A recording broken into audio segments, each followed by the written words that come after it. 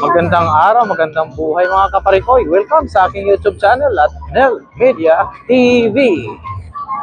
Mga kaparikoy, kasama natin ulit ang ating mag-inang si Mrs. at si Chloe. Come on, hi. Ayan, medyo mainit at maaraw ngayong araw na to. Ay, sadyang wala tayong dalang payong. Pero okay lang din, basta enjoy.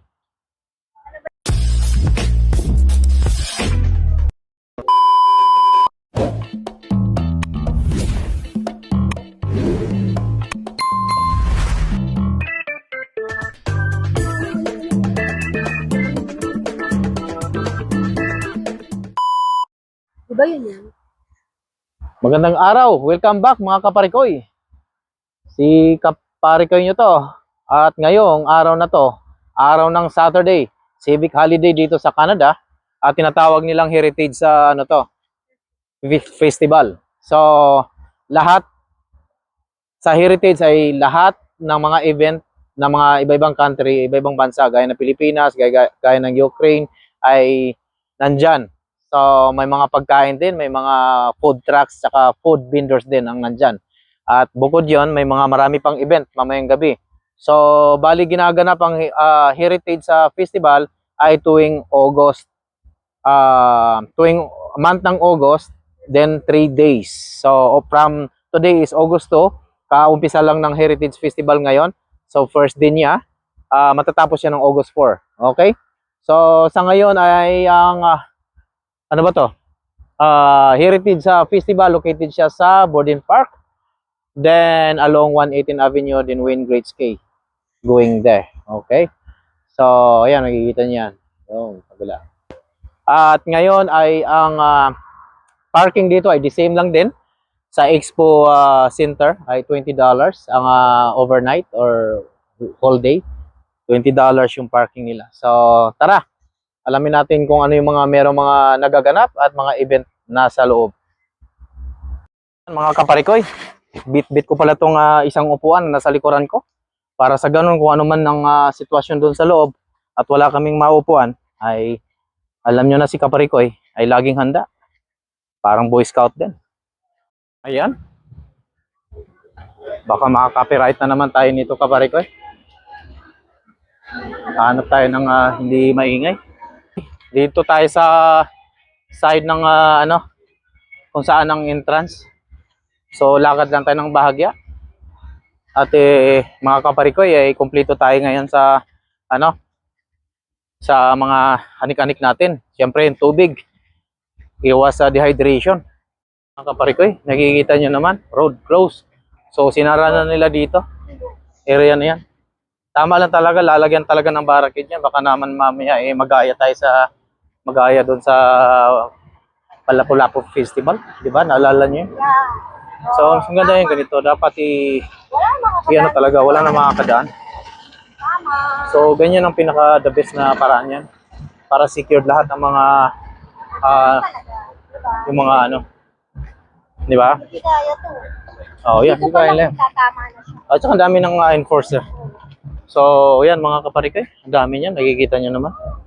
So, lahat ng mga yan. Ayan mga kaparikoy, nasa loob na tayo. At yan ay, ito ay open field lang ito. Yung festival na to.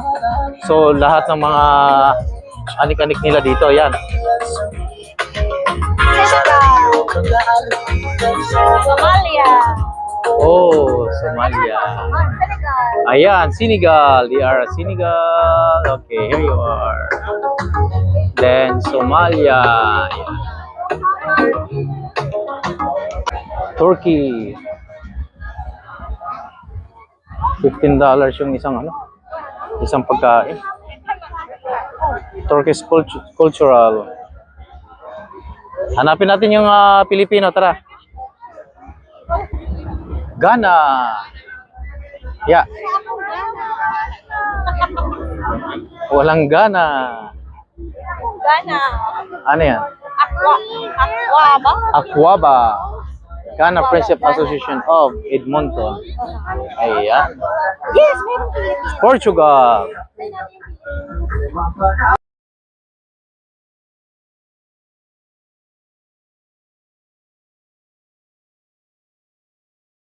Harumaya.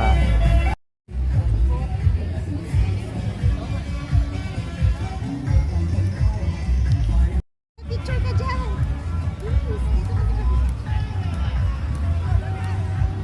Dragon na nila. Balong.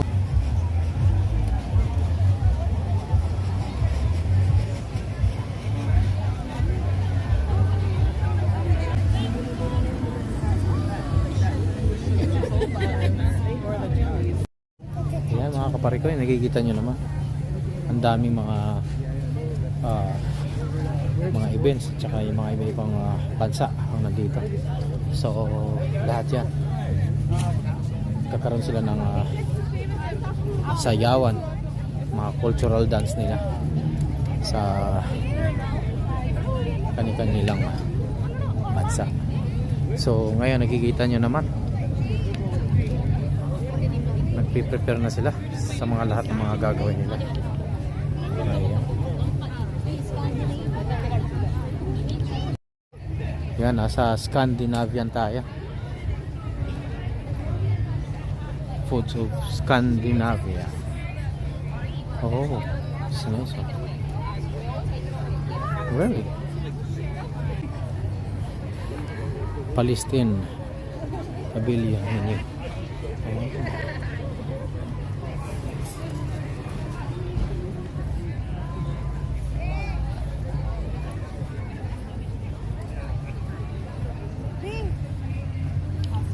Kaparikoy, wala dito yung ang Pilipinas sa area na to, so nasa kabila. So punta tayo ulit doon. Sigurado nakapila yan. Yeah. Beep. Kaya mga kaparikoy, busy na ngayon. So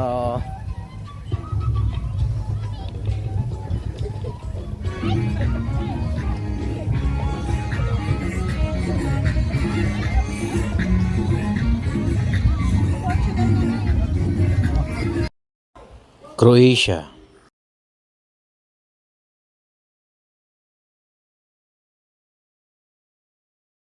Ito naman ay Australia.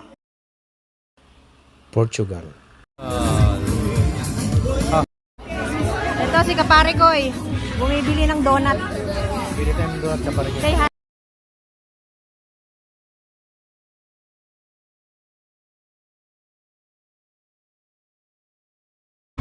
Anong donut bibili mo? Donut? Bibili ka? Yeah, titikman natin yung donut nila at yung donut nila ay Magkano? Oh. Kuha ka ng ano? Kuha ka ng ano? Kuha ka ng donut. Ayan. Yan, mga kaparikoy. O, Chloe. Chloe naman chips. Napakasarap. Croatian donut to. Ah, ganyan ang donut nila. Palapad. Palapad. Yeah. Nice. Mga kaparikoy, kita nyo naman ang donut ng Croatian donut. Yan, ganyan pala ang ano nila, itsura ng Croatian donut nila. Palapad. Hindi siya palapad na parulo. Pero gawang ano lang, minamasa lang nila ng pero ang sarap ah.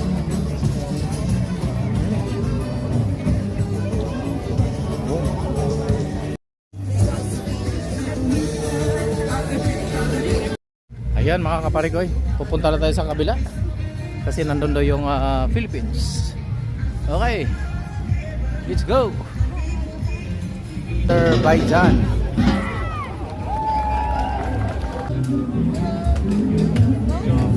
Wait. Yung mango juice nila. Mango juice ng Peru. Pero lang. Ito naman ay yokring. Ayan mga kaparikoy.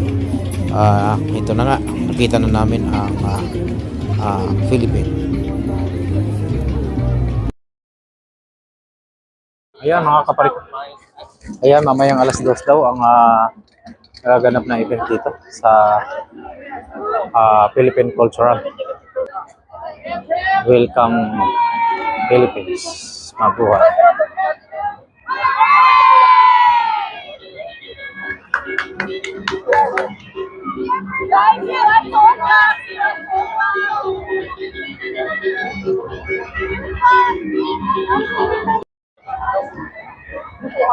Pamaypay. Ayan mga kaparik. Ito naman yung atin.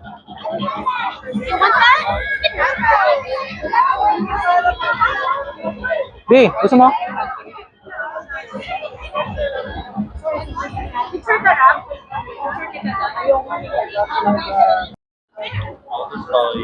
Ayan. Napaka-busy na ngayong araw na to.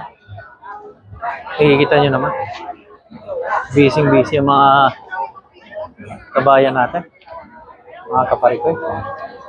So, mamayang alas 2 ay magaganap ang sayawan nila. So, tingin-tingin lang tayo ng masarap na pagkain. Nang sa ganun ay makapag-order. I'm your host today at the Philippine Pavilion. Welcome to the Philippine Pavilion. So our next performers, it's called the Cebu Sinulog Cultural Society in Edmonton. What is or who are these people? This is the famous cultural event in the Philippines. Performers who have graced huge events and performed all over Alberta. Their last big event was at the Calgary Stampede. That is right. So Sinulog, by definition, is a religious and cultural festival held every year. And in the next 30 minutes, we're here to share with you a burst of colors and culture. Not only that, behind the center stage is an array of iconic Pinoy foods at the back. You guys should never miss it. Like, if you have time after this show, come and check it out at the back. Cebu Sinulog Cultural Society of Edmonton.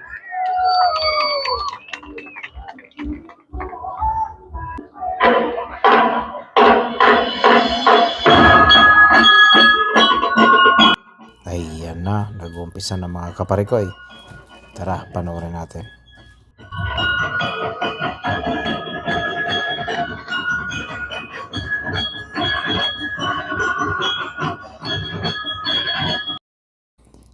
Mga kaparikoy, ang dance natin ay mostly kilala tayo sa religious dance. Kaya ito yung pinaka main page ng ating cultural festival. Ayan mga kaparikoy, umpisa lang ng festival, Heritage Cultural Festival. So, bali marami pang gagawing event yan. So, bukas, pangalawang araw, then for the last day, marami pang mga concert na gaganapin dito sa loob ng cultural or festival area sa Edmonton, Canada.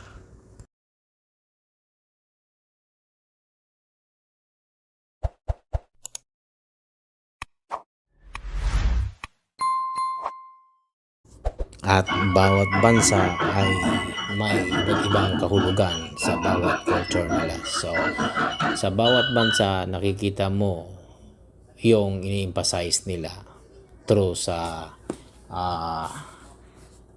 whether sa pagkain or sa dance.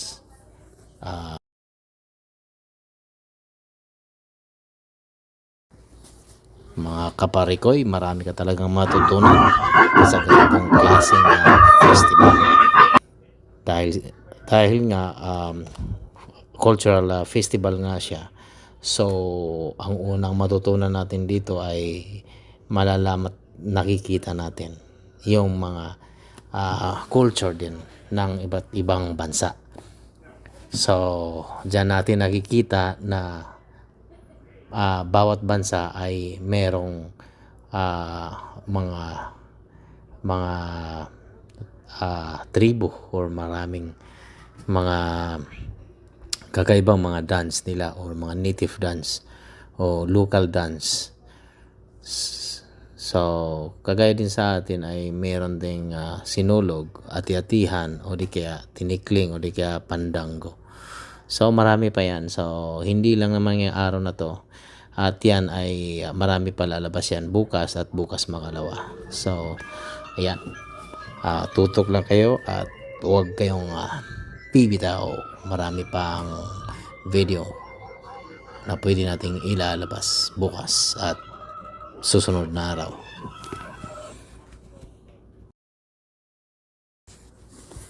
Ayan, makikita nyo naman daming mga bansa, iba't ibang bansa ang lumahaw pagka ganitong festival.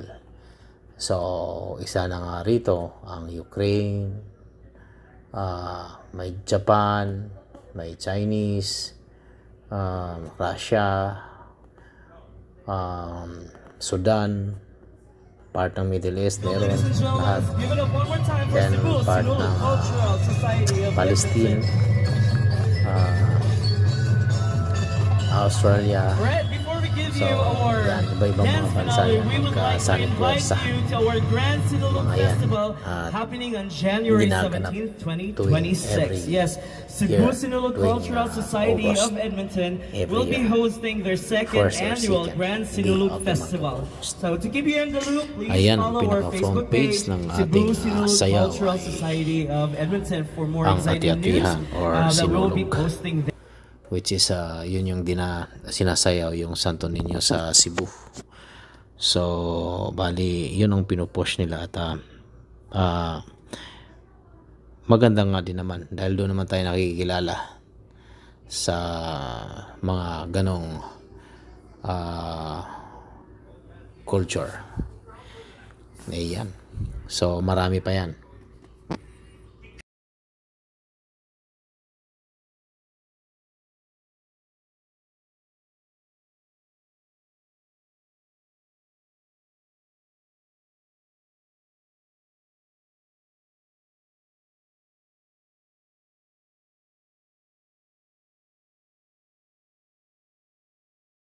Hungary. There you are.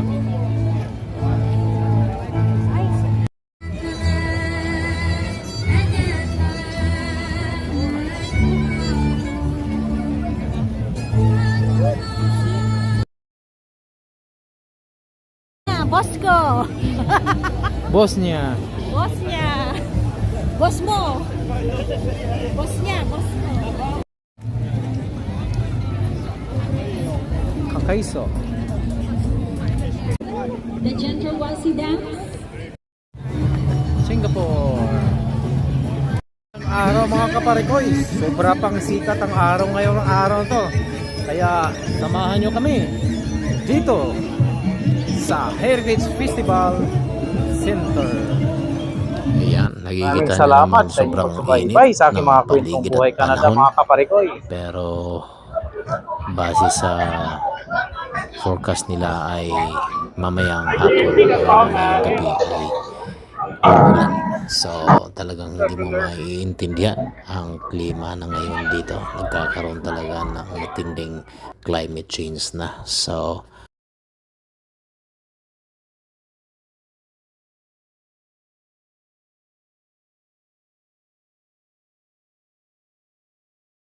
Maraming salamat sa inyong pagsubaybay sa aking mga kwentong buhay Canada mga kaparikoy.